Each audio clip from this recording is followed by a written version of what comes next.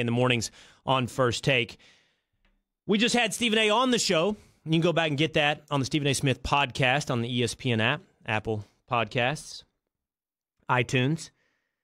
I want to lay out for you in just a moment how one of the biggest news stories of the day, of the last 24 hours, could actually affect Kevin Durant to the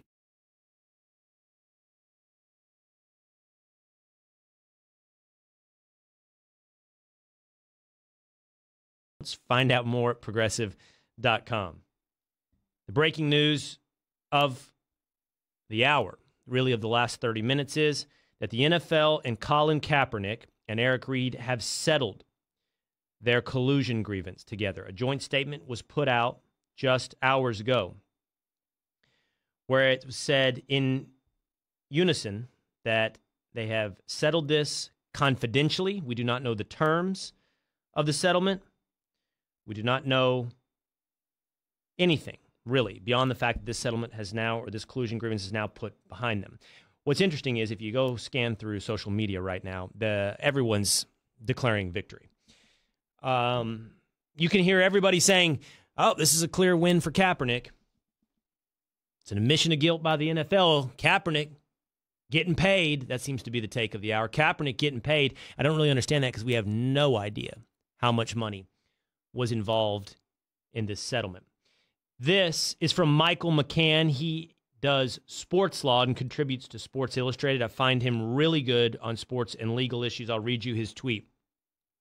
Once arbitrator Stephen Burbank, that was the name of the arbitrator in this grievance, denied the NFL's request for summary judgment last August, meaning Colin Kaepernick had shown a genuine issue of material fact, the NFL realized they could lose to Kaepernick if they wait for Burbank to rule. A settlement is a draw and avoids a loss. I want to explain that, but I'm going to read you one more. This is by Darren Heitner. He's also a lawyer in the sports world, and he's also really good. He responds, similarly, as the hearing approaches, Kaepernick and his team may have appreciated the tough burden to prove collusion, and settlement then could be a win-win for both parties. Okay, so here's how that works. So last August, the NFL filed for summary judgment. Summary judgment means, I'm just going to distill this in the way it needs to be. This is all BS. That's what summary judgment means. Their case is crap, and he's got nothing going for him. And it's BS, and there's nothing to debate here, and there's nothing they could win on. Now, when you get poured out on summary judgment, when you lose on summary judgment, it's embarrassing for you. Like, why'd you bring this before us? This is a joke.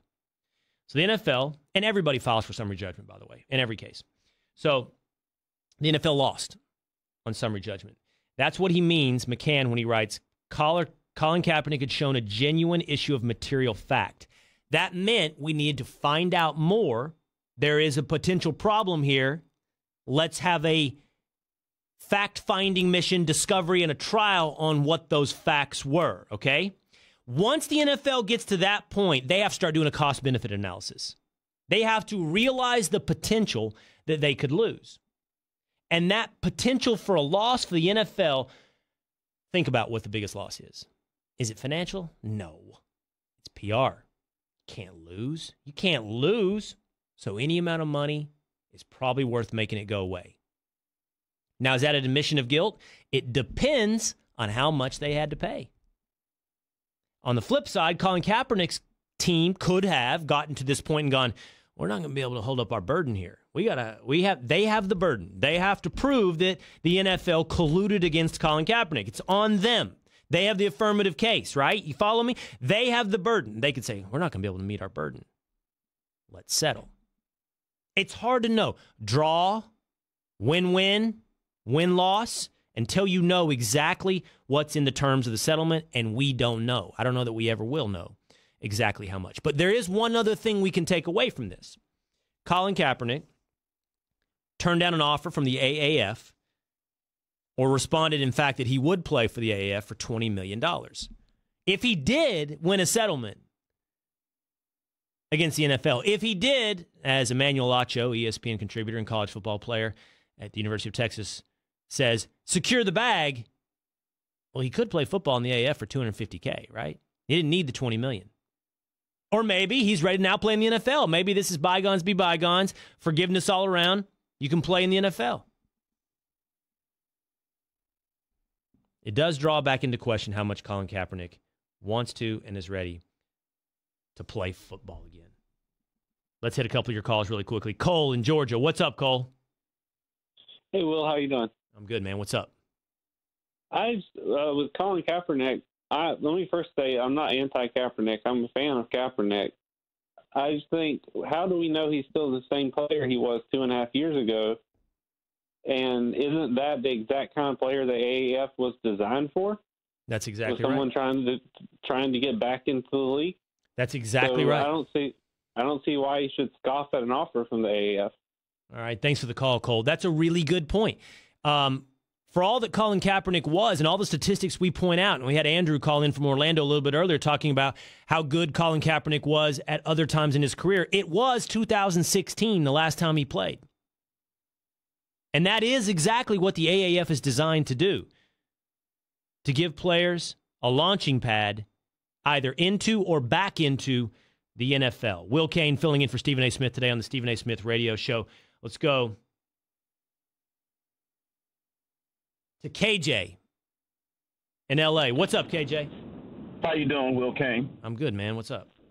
Will Kane, you had me laughing when you were saying keep it real, because you remind me of Eddie Murphy in the Life movie when he said that keep it real and started busting out that song, The Upper Room. All right. By the way, KJ, of Eddie Murphy movies, like one of the lowest, I'm not telling you it was a bad movie because it was Martin Lawrence and you wanted to see that, but I mean, for you to be quoting that movie, you are deep into the Eddie Murphy library, right? Like, you throw out 48 Hours, you throw out Beverly Hills Cop, you throw out, anything else. If Coming to America, you went deep, man, with Life. Yeah, because that's what it triggered when you said it. But on the Colin Kaepernick issue, what saddened me is I believe he should have took the humility role because, like the previous caller said, nobody knows his skill factor. So $20 million is way too much, but he would have definitely got his numbers up, and that's all it would have took 1 year to get his numbers back. But it saddens me because it seems like he's still making these bad choices. Because remember, when he went into the interview with Baltimore that Ray Allen set up, he took his girlfriend, the side chick, and told her about the meeting after they came out, and she went back in there calling them racial slurs. So I'm like, are you serious? So now with the final point of the NFL, my personal opinion, if you do the research, his attorney team, when they started this lawsuit, requested all Jerry Jones Texas of some of the owners. So that's why I believe personally they settled this because, yeah, he had evidence. You can go research that. So I think they just wanted to just get this away and close it out and give another opportunity. All right, KJ, I appreciate the call. That may be. I don't know. I don't know. By the way, I don't know that he got all those texts either. Just because you request the discovery doesn't mean you get all that stuff. But maybe he did, and maybe he found something out, and maybe it scared the NFL, and maybe they settled it, or maybe he didn't, and maybe he had nothing, and it was a big bag of nothing that he couldn't prove, and so he settled it. It's a confidential settlement. Win-win, draw, I don't know. The Stephen A. Smith Show on ESPN Radio, presented by Progressive Insurance, and Will Kane hosting for Stephen A. today. You can get me on Twitter at Will Kane or on Instagram, Will Kane. So when I told everybody I want to do this story, boy, did they get nervous. I said, listen, you got to understand, there's this massive story in the news cycle right now, a massive story, and everybody's talking about it. But there actually is a connection to sports. Now, I don't want to get political. That's not my goal. I'm not going to preach to you any kind of politics. I'm not going to advocate for a position. I'm going to do my best. I really am with you right here. I don't want you sitting and go, Will's spinning it, Will's giving you. I don't, okay? My approach to this on my show and sitting here on Stephen A's show is I want to respect you. And the way I respect you is being honest with you. Okay, with my biases, and you can know then my bias. Anybody who's listening to me probably has some idea of which way I lean on various issues, but you know all that and know this. I just see a connection here, potentially. I'm not telling you. Listen, okay, let's just do this. Last night, news came out that Amazon had pulled out of putting one of their company headquarters in New York City.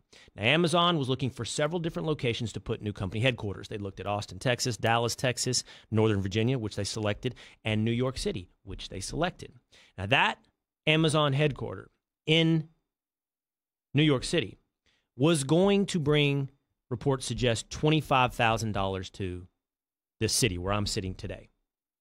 Now, because of the political environment and a lot of people who felt like the tax incentives extended to Amazon were wrong. There were people that felt like it was wrong and it's not right and it's not good for the economy. There's people that believe that. Amazon said, to hell with it, we're out. Now, what I want to lay out for you is how that mainstream story could give some pause and cause some nervousness inside MSG, inside Knicks headquarters, and their pursuit of Kevin Durant. I'm going to lay that out for you next on the Stephen A. Smith Show. By the way, if you missed any of today's show, go check it out on demand in the Stephen A. Smith podcast, brought to you by Capital One. Capital One is reimagining banking, offering accounts with no fees or minimums that can be opened in 5 minutes. Capital One, what's in your wallet? KD to the Knicks? Not so fast. Next on the Stephen A. Smith Show. Learn what affects your credit scores and what you can do to improve them with Credit Karma. Maybe you need to dispute an error in your credit report, or you're paying too much interest. Credit Karma can help with that. Visit CreditKarma.com or download the app now. That's CreditKarma.com. Geico, 15 minutes could save you 15% or more on car insurance. Visit Geico.com.